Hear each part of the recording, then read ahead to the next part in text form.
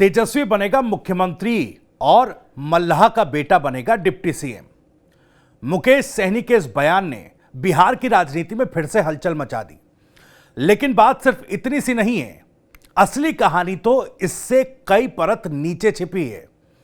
बिहार का महागठबंधन अब एक गठबंधन से ज्यादा पावर शेयरिंग की मंडी बनता जा रहा है, जहां हर कोई अपनी अपनी बोली लगा रहा है। नमस्कार, टीवी 9 बिहार पर आपका स्वागत है। मैं हूं भविष्य त्यागी। राजनीति में वक्त की नब्ज पहचानने वाले नेता होते हैं और मुकेश सहनी उन्हीं में से एक हैं। उन्होंने अभी से भविष्यवाणी कर दी है कि तेजस्वी मुख्यमंत्री बनेंगे और खुद को वो ये कह रहे हैं कि वो डिप्टी सीएम पद पर काबिज होंगे। सवाल यह है कि अभी तो सीट शेयरिंग तक फाइनल नहीं हुई, लेकिन डिप्टी सीएम की कुर्सी पर दावा कैसे ठोक दिया गया? यह बयान सिर्फ दावा नहीं था, यह था महागठबंधन के भीतर प्रेशर पॉलिटिक्स का सीधा इशारा, सीधा संदेश कि अगर सम्मान नहीं मिलेगा तो बाहर का रास्ता भी खुला है। मुकेश सहनी ने दावा किया कि बीजेपी उन्हें अपने साथ चाहती है, लेकिन उन्होंने इससे इनकार कर दिया। यह लाइन सुनते ही महागठबंधन के बड़े बड़े चेहरे चौकन्ने हो गए होंगे। असल में यह बयान नहीं बल्कि एक वार्निंग थी। मतलब साफ, अगर हमारी बात नहीं मानी तो बीजेपी का दरवाजा खुला हुआ है। यह रणनीति नई नहीं है। बिहार में अक्सर छोटे दल बड़े दलों पर दबाव बनाने के लिए यह पैंतरा अपनाते हैं, दूसरे पाले में जाने की धमकी। और फिलहाल मल्लाह समाज के वोट बैंक की ताकत को देखकर कोई भी इसे हल्के में नहीं लेगा। तेजस्वी यादव अभी पूरे मामले पर चुप हैं। उन्हें मालूम है कि ज्यादा बोलना मतलब और ज्यादा विवाद। कांग्रेस की हालत भी अजीब है। ऊपर ऊपर से इस महागठबंधन में साथ दिख रही है, लेकिन अंदर खाने असुरक्षा की बू है। मुकेश सहनी ने तो यहां तक कहा कि कांग्रेस हमारे साथ है क्योंकि उसे अभी हमारे समर्थन की जरूरत है।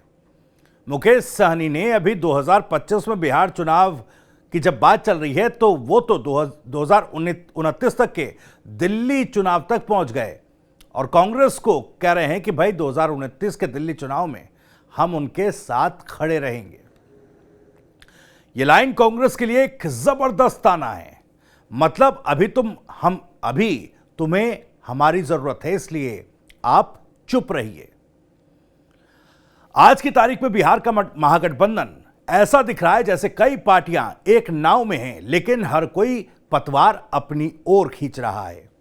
कोई कह रहा है कि भाई चेहरा तेजस्वी होगा, तो कोई कह रहा है मेरा समाज किंग मेकर है। सीट बंटवारे की बात आने से पहले ही कुर्सियों का बंटवारा भी शुरू हो चुका है। सवाल यह है कि क्या यही वो विकल्प है जो बीजेपी के खिलाफ या पूरे एनडीए गठबंधन के खिलाफ एकजुट होकर जनता के सामने खुद को प्रोजेक्ट करना चाहता है? मुकेश सहनी की ताकत क्या है? देखिए, उनका निषाद समाज उनकी ताकत है। मल्ला, केवट, बिंद, धीवर जैसी जातियां जो पूरे बिहार में करीब 60 से ज्यादा विधानसभा सीटों पर असर डालते हैं। बीजेपी ने उन्हें पहले इस्तेमाल किया, फिर किनारा कर लिया। अब सहनी उस पुराने अपमान को भुनाने की कोशिश कर रहे हैं। वो बार बार ये बता रहे हैं कि बीजेपी हमें फिर से साथ में चाहती है। इसका मतलब यही है कि उनके पास सौदेबाजी की, नेगोशिएशन की ताकत है और इसी ताकत के दम पर वो तेजस्वी के सामने बराबरी की एक कुर्सी मांग रहे हैं। हालांकि अभी चुनाव थोड़ा दूर है, उम्मीदवार तय नहीं हुए, सीट बंटवारे पर भी बात नहीं हुई। उस समय ही डिप्टी सीएम पद की बात उठाना बताता है कि गठबंधन में ऑल इज नॉट वेल, यानी सब कुछ ठीक नहीं है। बड़े दलों के लिए चिंता की बात है, खासकर तेजस्वी यादव के लिए, जिन्हें अब दोहरी चुनौती मिल रही है। बीजेपी के हमलों से महागठबंधन के भीतर जो दबाव है वो ज्यादा इफेक्ट तेजस्वी यादव और बड़ी पार्टियों पर डाल रहा है। देखिए, मुकेश सहनी कह रहे हैं कि हमारे पास चेहरे की लड़ाई नहीं है, तेजस्वी ही चेहरा है।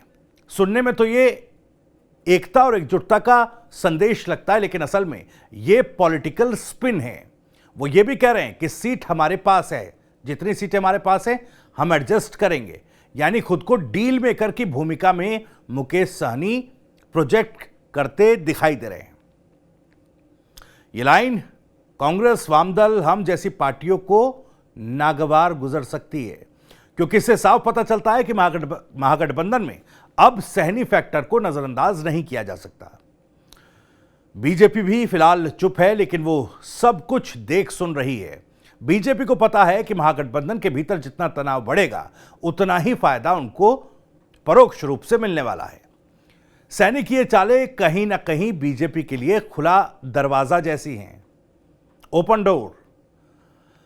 अगर चुनाव से पहले सीट शेयरिंग को लेकर महागठबंधन में बड़ा टकराव हुआ तो बीजेपी को सिर्फ सहनी को इशारा करना होगा, बाकी का काम राजनीति में, चुनावी राजनीति में खुद हो जाएगा। मुकेश सहनी ने एक और बात भी कही कि हम लोग 2029 में भी साथ रहेंगे। यह बयान भविष्य की राजनीति का रोडमैप कम और गठबंधन को चेतावनी ज्यादा है। असल मतलब था कि अभी की बात सुनो, नहीं तो भविष्य में भी दिक्कत होगी।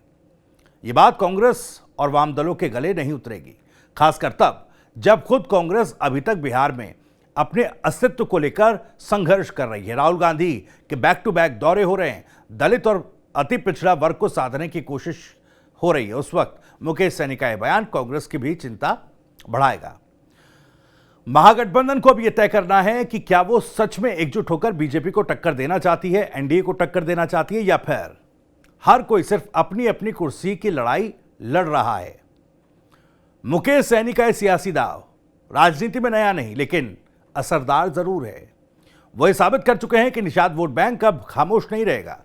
सवाल यह है कि क्या महागठबंधन के बाकी दल इस सच्चाई को समझने को तैयार हैं? अगर नहीं तो चुनाव से पहले ही यह गठबंधन नहीं बल्कि एक तरीके से टूट बंधन में बदलता दिखाई देगा। वो बिखराव महागठबंधन का सतह पर आता दिखाई देगा। फिलहाल ये प्रेशर पॉलिटिक्स का एक दांव मुकेश सहनी ने चला है। इस पर क्या कुछ रिएक्शन तेजस्वी यादव का आएगा, इस पर भी नजरें टिकी रहेंगी। इस खबर से जुड़ी हर अपडेट सबसे पहले आपको दिखाएंगे।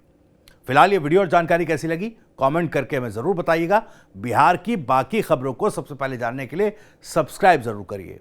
TV9 बिहार। नमस्कार।